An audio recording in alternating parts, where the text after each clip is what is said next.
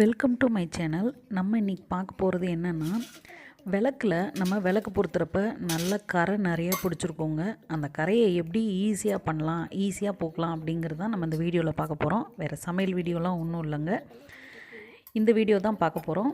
வாங்க இப்போ இது வீடியோக்குள்ளே போகலாம். வீடியோக்குள்ளே போகிறதுக்கு முன்னாடி வீடியோவை லைக் பண்ணுங்கள், ஷேர் பண்ணுங்கள், சப்போர்ட் பண்ணுங்கள். அப்படியே பெல் ஐக்கானையும் கிளிக் பண்ணுங்கள். அப்போ தான் நான் ரெகுலராக போடுற வீடியோஸை உங்களால் பார்க்க முடியும். இப்போ பாருங்கள், நான் விளக்கெல்லாம் எடுத்து அந்த ஆயிலெலாம் இருக்கும் பாருங்கள், அதெல்லாம் ஃபஸ்ட்டு ஒரு துணியை வச்சு தொடச்சி எடுத்துக்கோங்க.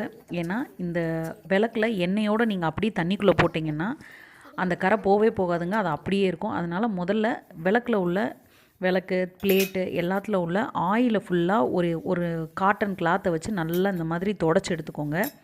இப்படி தொடச்சி எடுத்துட்டிங்கன்னா உங்களுக்கு கழுவுறதுக்கும் சரி, நீங்கள் பவுட்ரு போட்டு இது பண்ணுறதுக்கும் சரி, ஊற வைக்கும் போதும் சரி, உங்களுக்கு அந்த எண்ணெய் பிசுக்கு இல்லாமல் இருக்கும். அதுக்காக தான் இப்போ பாருங்கள், நான் எல்லா விளக்கையுமே ஃபஸ்ட்டு அதில் உள்ள எண்ணெயெல்லாம் நல்லா ஃபஸ்ட்டு தொடச்சி எடுத்துக்கிட்டேன். அதில் குங்குமம் மஞ்சள் இதெல்லாம் வச்சுருப்போம்ல, அதெல்லாம் தொடச்சி எடுத்து இங்கே பாருங்கள், ஆயிலே இல்லை, நல்லா தொடச்சி எடுத்துட்டேன். இப்போ இதை எப்படி ஊற வச்சுட்டு எப்படி கழுவலாம் அப்படிங்கிறத பார்க்கலாம். நான் ஒரு பெரிய சட்டியில் தண்ணி ஊற்றி வச்சுருக்கேன். கொஞ்சம் அகலமான பாத்திரமாக எடுத்துக்கோங்க, அப்போ தான் உங்களுக்கு ஊற வைக்கிறதுக்கு வசதியாக இருக்கும். இப்போ ஒரு சின்ன பாத்திரத்தில் புளி ஊற வச்சு வச்சுருக்கேன். அந்த புளி கூட ஒரு ஸ்பூன் உப்பு சேர்த்துருக்கேன். இப்போ இந்த ஒரு ஸ்பூன் உப்பு கூட சேர்த்து இங்கே பாருங்கள், வினிகர் எடுத்து வச்சுருக்கேன். வினிகர் ஒரு 2 ஸ்பூன் அளவுக்கு அது கூட சேர்த்துக்கோங்க. சேர்த்து நல்லா கலந்து விட்டுக்கோங்க. இப்போ இது கூட சோடா உப்பு, வீட்டில் யூஸ் பண்ணுற சோடா உப்பு இருந்துச்சுன்னா அந்த சோடா உப்பு ஒரு 1/2 ஸ்பூன் அளவுக்கு சேர்த்துக்கோங்க. சேர்த்துக்கிட்டிங்கன்னா அந்த புளியோடு சேர்றப்ப நல்லா நுரைச்சி வருங்க. இந்த பாருங்கள் எப்படி வருதுன்னு. இது அழுக்க ஃபுல்லாக எடுத்துரும். அதுக்காக தான் இப்போ ஒரு லெமனை நான் புளிஞ்சு விட்டுக்கிறேன். இப்போ ஈஸியாக இதை ஊற வச்சிங்கன்னா ஈஸியாக தேய்ச்சி எடுத்துடலாங்க. வெளியில் பொடி, அந்த பொடி இந்த பொடின்னு வாங்கி இந்த மாதிரி ஆசிட் கலந்ததை இது பண்ணுறதுக்கு இந்த மாதிரி ஈஸியாக வீட்டில் இருக்கிற பொருட்களை வச்சே ஈஸியாக நம்ம விளக்குகளை க்ளீன் பண்ணிடலாம். இப்போ நான் ஒரு பாத்திரத்தில் எவ்வளோ தண்ணி எடுத்து வச்சுருக்கேன்னு பாருங்கள். நிறைய முங்குற அளவுக்கு, நீங்கள் எவ்வளோ விளக்கு வச்சுருக்கீங்களோ அது முங்குற அளவுக்கு தண்ணி ஊற்றிக்கோங்க. நல்லா அகலமான பாத்திரமாக எடுத்துக்கோங்க. இப்போ நான் பிளேட்டு, சின்ன சின்ன இது சிலைங்க எல்லாமே நான் அந்த தண்ணியில் ஊற போட்டுறேன். ஃபஸ்ட்டு எல்லா விளக்கு தட்டு எல்லாத்தையும் போட்டுருங்க. அதில் எண்ணெய் மட்டும் இருக்கக்கூடாது. எண்ணெயை மட்டும் முதல்ல தொடச்சி எடுத்துருங்க. தொடச்சி எடுத்துட்டு அதை எல்லாத்தையும் சேர்த்துக்கோங்க. இப்போ பாருங்கள், நம்ம புளி எல்லாம் ஊற வச்சுருந்தோம் இல்லையா, அந்த புளியை எடுத்து நல்லா கரைச்சி விட்டுட்டு இது கூட சேர்த்துக்கலாம். இப்போ பாருங்கள், நான் பிளேட்டு எல்லாமே உள்ளே போட்டேங்க. போட்டு தண்ணியில் ஊறுறதுக்கு இப்போ இந்த புளியை நல்லா கரைச்சி விட்டுக்கோங்க. ஏன்னா கரைச்சி விட்டிங்கன்னா அப்படி போட்டிங்கன்னா ஊறதுக்கு லேட் ஆகுங்க. நீங்கள் நல்லா கரைச்சி விட்டுட்டு ஊற்றிட்டிங்கன்னா ஒரு 1/2 hour போதும், சூப்பராக அதில் உள்ள அழுக்க ஃபுல்லாக சூப்பராக எடுத்துகிட்டு வந்துடும். அதனால தான் நல்லா இப்போ கரைச்சி விட்டுட்டேன். கரைச்சி விட்டுட்டு இதை அந்த தண்ணியில் சேர்த்துடலாம். சேர்த்து நல்லா ஒரு 1/2 மணி நேரத்துக்கு ஊற வச்சு எடுத்துக்கோங்க. 1/2 மணி நேரம் ஊற வச்சு எடுத்துட்டிங்கன்னா நம்ம ப்ரெஷ்ஷு நார் இதெல்லாம் தேவையில்லைங்க. கையில் தேய்ச்சாலே போதும், நல்லா கரையெல்லாம் எடுத்துடும். இப்போ பாருங்கள் இப்படி இருக்குது. இதை ஒரு 1/2 hour ஊற வச்சுட்டு நம்ம தேய்ச்சி எடுக்கலாம். எப்படி பளிச்சுன்னு ஆகுதுன்னு பார்க்கலாம். இப்போ எல்லாத்தையும் ஊற வச்சாச்சு. இதை ஒரு சைடில் வச்சுக்கலாம். இது முடிஞ்சதுக்கப்புறம் வெள்ளி பாத்திரத்தெல்லாம் எப்படி தேய்க்கலாம் அப்படின்னு பார்க்கலாம். வெள்ளி பாத்திரத்தையும் சேம் அதே மாதிரி தாங்க. உள்ளே இருக்கிற திரி எண்ணெய் எல்லாத்தையும் எடுத்துட்டு நான் பாருங்கள் ஒரு காட்டன் துணி வச்சு உள்ளே எண்ணெயை நல்லா தொடச்சி எடுத்துக்கிட்டேன். இப்போ உள்ள எண்ணெயை நல்லா தொடச்சி எடுத்துகிட்டு அதில் கருப்பு இருந்துச்சுன்னா நல்லா தொடச்சி எடுத்துருங்க. தொடச்சி எடுத்துட்டு இப்போ இதில் கொஞ்சமாக நான் ஒரு ஆயில் வச்சுருக்கேங்க, ரூபெரி அப்படின்னு ஒரு பிராண்டு. அதில் அந்த இதை இந்த பாருங்கள், இதுதான் சில்வர் க்ளீன் பண்ணுறதுங்க. இது ஒரு ட்ராப் விட்டால் போதும். நான் ஃபஸ்ட்டெல்லாம் ஸ்டார்டிங்கில் பேஸ்ட் வச்சு தான் க்ளீன் பண்ணிகிட்டு இருந்தேன். நீங்கள் பேஸ்ட் வச்சும் க்ளீன் பண்ணலாம், அது ரொம்ப நல்லாயிருக்கும். இது ஒரே ஒரு ட்ராப் விட்டால் போதுங்க, சூப்பராக ஒர்க் அவுட் ஆகுது. இதை நல்லா தொடச்சிட்டு துணி வச்சு தொடச்சிக்கோங்க. தொடச்சிட்டு இதை ஒரு ட்ராப் விட்டு அது மேலே தேய்ச்சிங்கன்னா போதும், அப்படி வெள்ளி புதுசு மாதிரி பலன்னு மின்னுதுங்க. உங்களுக்கு கையில் இன்ஃபெக்ஷன் ஆகும், இதெல்லாம் சேராது அப்படின்னா நீங்கள் ஒரு கிளாத் வச்சுக்கோங்க. கிளாத்தில் கொஞ்சமாக 2 ட்ராப் அளவுக்கு விட்டு அதை லேசாக கிளறிட்டு அப்புறம் அதை வச்சு தொடச்சிங்கன்னா நல்லா பளிச்சுன்னு வந்துடும். இப்படி தொடச்சதுக்கப்புறமும் உங்களுக்கு சாட்டிஸ்ஃபேக்ஷன் இல்லைன்னா நீங்கள் கொஞ்சம் பவுட்ரு ஏதாவது போட்டு, சபீனா பவுட்ரு ஏதாவது போட்டு இல்லை பேஸ்ட்டு போட்டு தொடச்சி எடுத்துக்கோங்க. ஆனால் நீங்கள் இது மட்டும் தேய்ச்சாலே போதுமானதுங்க. ஆனால் கொஞ்சம் ஊற விட்டுட்டு கொஞ்ச நேரம் அதை அந்த ட்ராப் 2 ட்ராப் 3 ட்ராப் விட்டுட்டு கொஞ்ச நேரம் ஊற வச்சிட்டிங்கன்னா சூப்பராக இருக்கும். அதுக்கப்புறம் நீங்கள் தொடச்சி எடுத்திங்கன்னா நல்லா பளிச்சுன்னு வெள்ளை வெள்ளைன்னு நல்லா வந்துருங்க. நிறைய விட வேண்டாம், கொஞ்சமாக விட்டாலே போதும். நான் பாருங்கள் கையில் தான் தேய்க்கிறேன், வேறு நார் எதுவுமே நான் யூஸ் பண்ணல. இதை வச்சு லேசாக தேய்ச்சாலே போதும், உள்ளே உள்ள அழுக்கெல்லாம் அப்படியே நல்லா வந்துருங்க. நல்லா பிரைட்டாக புது விளக்கு மாதிரியே இருக்குது. நான் இதில் வீடியோவில் காமிக்கிறது உங்களுக்கு தெரியல, ஆனால் நேரில் நீங்கள் ஒரு தரம் இதே மாதிரி ட்ரை பண்ணி பாருங்கள். பார்த்தீங்கன்னா உங்களுக்கே தெரியும் நல்லா பளிச்சுன்னு வருது. நான் இதை தாங்க யூஸ் பண்ணுறேன். உங்களுக்கு கைக்கு இன்ஃபெக்ஷன் ஆகும்னா கைக்கு க்ளவுஸ் போட்டுக்கோங்க.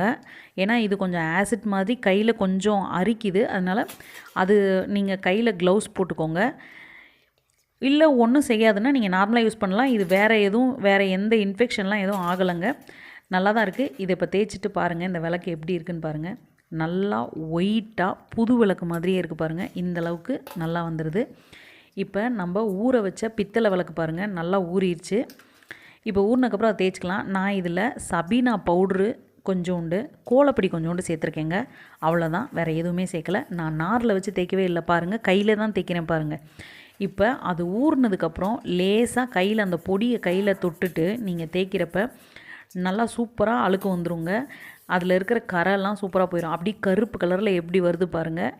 நான் வேறு எதுவுமே அதில் சேர்க்கலை, வெறும் சபீனா பவுட்ரு கொஞ்சோண்டும் கோலப்பொடியும் சேர்த்துருக்கேன். நீங்கள் வேறு ஏதாவது லிக்விடு சேர்க்கனாலும் சேர்த்துக்கலாம். ஆயில் ஜாஸ்தி இருக்குது அப்படின்னா நீங்கள் சோப் ஆயில் ஏதாவது யூஸ் பண்ணிட்டீங்கன்னா இன்னும் ஈஸியாக, ஊற வைக்கும் போதே கொஞ்சம் சோப் ஆயில் சேர்த்துக்கிட்டிங்கன்னா இன்னும் இந்தளவுக்கு கூட தேய்க்கிறதுக்கு வேணாங்க, இன்னும் லேசாக தேய்ச்சாலே போதுமானது. நான் வெறும் சபீனாவும் கோலப்பொடியும் மட்டும் சேர்த்துட்டு இப்போ பாருங்கள் நான் கழுவி காட்டுறேன். இதில் எப்படி போயிருக்கு, மேலே இருக்கிறத மட்டும் நான் தேய்ச்சிருக்கேன் பாருங்கள். இதை ஒரு தண்ணி ஊற்றி நான் கழுவி காட்டுறேன் பாருங்கள். நல்லா பளன்னு பித்தளை நல்லா சூப்பராக இருக்குங்க. நீங்களும் ஒரு தடவை இதே மாதிரி ட்ரை பண்ணி பாருங்கள், பார்த்தீங்கன்னா உங்களுக்கே தெரியும் எப்படி இருக்குன்னு. இப்போ ஒரு கிண்ணத்துக்குள்ளே வச்சுட்டு நான் தண்ணி ஊற்றி காட்டுறேன் பாருங்கள் எப்படி இருக்குன்னு பாருங்கள்.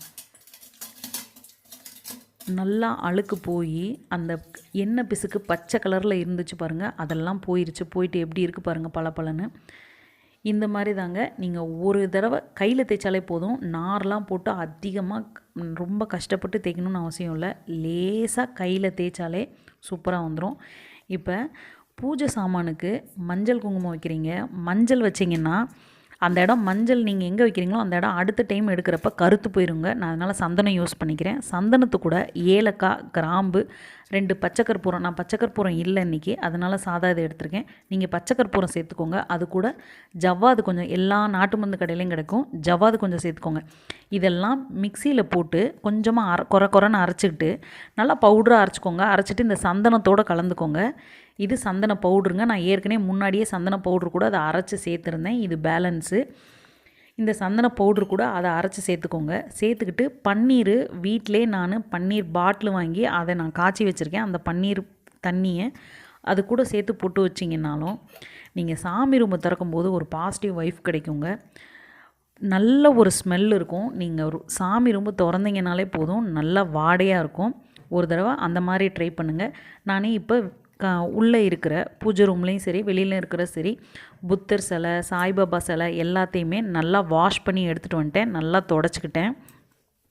இதே மாதிரி நம்ம விளக்கெல்லாம் கழுவி வச்சுருக்கோம் இல்லையா, இந்த விளக்கு, வெள்ளி விளக்கு எல்லாத்தையுமே ஒரு சின்ன கிளாத் வச்சு, ஒரு காட்டன் கிளாத் வச்சு தொடச்சி எடுத்துக்கோங்க. தொடச்சி எடுத்துகிட்டு நம்ம ரெடி பண்ணி, நீங்கள் சந்தன பவுடர் அரைச்சிருப்பீங்க இல்லையா, அது கொஞ்சோண்டு நீங்கள் சேர்த்துக்கிட்டிங்கன்னா போதும். கொஞ்சம் சேர்த்தாலே நிறைய இதுக்கு போட்டு வைக்கலாங்க. நீங்கள் மஞ்சள் வைக்கிற மாதிரி இல்லை, லேசாக வச்சிங்கனாலே பளிச்சுன்னு தெரியும். அது சந்தனம் வச்சிங்கன்னா பளிச்சுன்னு தெரியும். நீங்கள் ஒரு தடவை ட்ரை பண்ணி பாருங்கள், நல்லா வாடையாக இருக்குங்க, சூப்பராக இருக்கும். நீங்கள் ஒரு தடவை இதே மாதிரி சந்தனம் வச்சு சாமி ரூம்பு எப்படி இருக்குன்னு பார்த்துட்டு எனக்கு கமெண்டில் சொல்லுங்கள் எப்படி இருக்குன்னு. நல்லா இருக்குங்க. இது கூட நீங்கள் இன்னும் வாசனையான பொருட்கள் என்னென்ன இருக்கோ அதெல்லாம் சேர்த்துக்கலாம். அதே மாதிரி மகாலட்சுமி சிலை வச்சுருக்கீங்க அப்படின்னா அதுக்கு ஏலக்காயில் மாலை செஞ்சு போட்டுக்கலாம். அடியில் சிலைக்கு அடியில் ஏலக்காய் வச்சுக்கலாம். இந்த மாதிரி வாசம்